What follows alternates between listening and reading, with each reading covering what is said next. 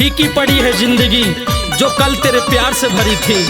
फीकी पड़ी है जिंदगी जो कल तेरे प्यार से भरी थी। अब उन ख्यालों में क्या रखा है जो ख्यालों में मैंने 8 साल गुजार दी थी। 8 साल गुजार दी थी। ए जान बोला बोला ना जान, हम याद करेला तोहर याद में पल पल तड़प तड़प के मरेला। मन लागे ना घरवा में यार रोवा जनई हरवा में।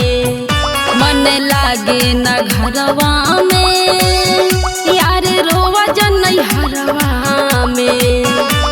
छूटल जब से साथ छोड़ा के गइलू हाथ।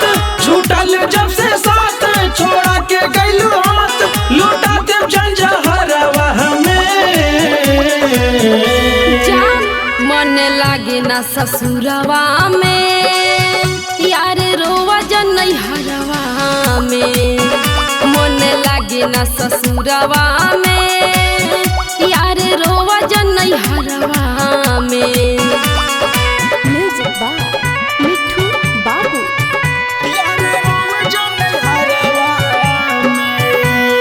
APN records Delhi.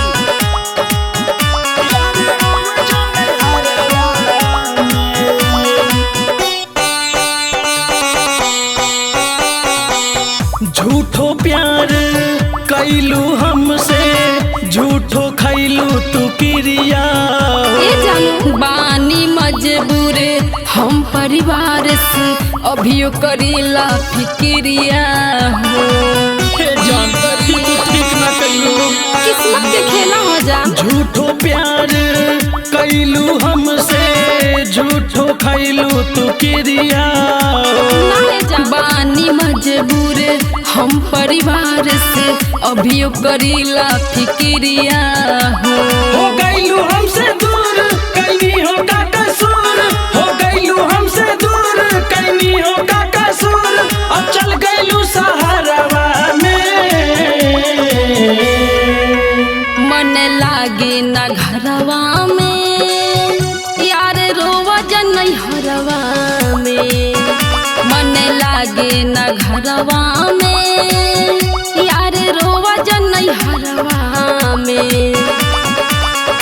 Music by मिठू बाबू।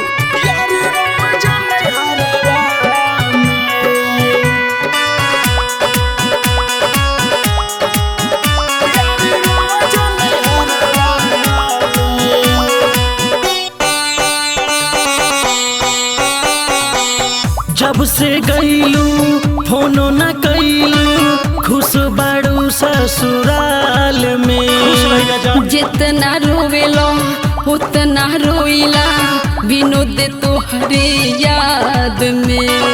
जान हो बड़ी रोइला तोहरे याद में।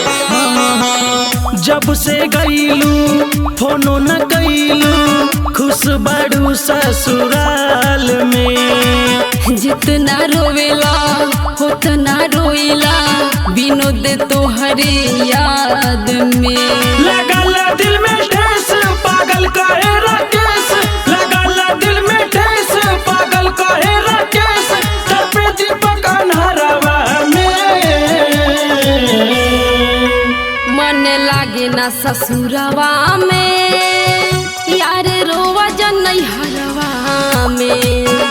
मन लागे ना ससुरवा में यार रोवा जनई हरवा में। जाए जान खुश रहिया।